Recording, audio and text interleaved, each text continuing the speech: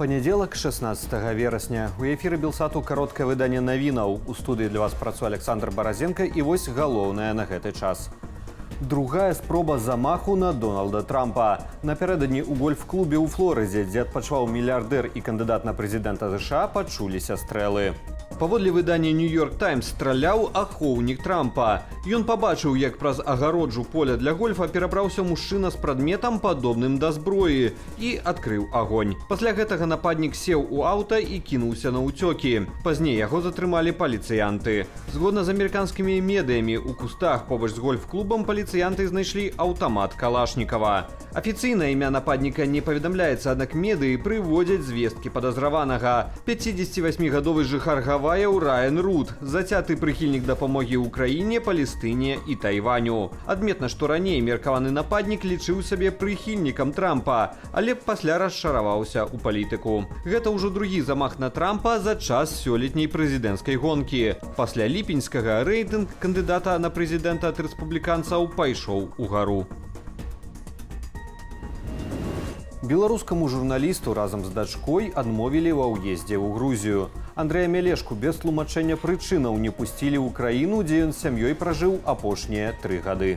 Андрэй вяртаўся з дачкою з кароткай паездкі ў Польшу. Пры спробе ўезду ў Грузіі ім адмовілі і забралі пры гэтым пашпарты. Беларус паведаміў памежнікам, што хоча падацца на міжнародную абарону. Тыя адказалі, што цяпер гэта зрабіць беларус не мае магчымасці. Як апавёў журналіст нашаму каналу, цяпер ён з дачкой у адмысловым пакоі ў аэрапарту Кутаісі і чакае імавернай дэпартацыі на тэрыторыю Польшы. Раней Андрэй неаднаразова крытыкаваў улады Беларусі і асвятляў праблемы свабоды слова ў нашай краіне. Рост колькасці спробаў нелегальна трапіць у еўразвяз з боку Беларусі цягам выходных зафіксавалі польскія памежнікі. Паводле памежнай аховы з 13 да 15 верасня ўключна трапіць у Польшу з боку Беларусі спрабавалі 3 сотні асобаў. У бок памежнікаў ляцелі галіны і камяні. Пацярпелых сярод вайскоўцаў няма. Чарговы расійскі дрон на тэрыторыі Беларусі. Як паведамляе маніторынгавы канал «Беларускі гаюн», БПЛА тыпу «Шахет» гэтую ночу каля 20 хвілінаў правёў над тэрыторыяй Гомельскай вобласці. Паводле тэлеграм-каналу «Е-Радар», расійскі «Шахет» каля 3 гадзіны ўначы зайшоў у неба над Гомельшчынаю з боку Кіеўскай вобласці Украіны і трымаў курс на Хойнікі. Пасля некалькіх колаў над беларускую тэрыторыяй дрон «Камікадзе» вярнуўся на тэрыторыю Украіны. Пры гэтым дзяжурная авіяцыя войска Беларусі ў неба не падымалася. Мінулы раз перасячэнне расійскім баявым дронам беларускай паветранай прасторы было зафіксаванае 14 верасня. Дзікая жывёліна сталася прычыною смерці дзіцяці на дарозе ў Віцебскім раёне. Напярэдадні ўвечары на трасе М8 насустрач руху аўтамабіля Volkswagen выбег лось. Кіроўцу аўтамабіля не ўдалося пазбегчы сутыкнення. У выніку аварыі 44-гадовага мужчыну даставілі ў шпіталь. Ягоны 12-гадовы сын, які ехаў на месцы пасажыра, памёр на месцы ад атрыманых траўмаў. Катастрафічнае навадненне ў цэнтральнай Еўропе. Колькасць ахвяраў дасягнула 8 асобаў. Дзесяткі тысячаў эвакуяваныя.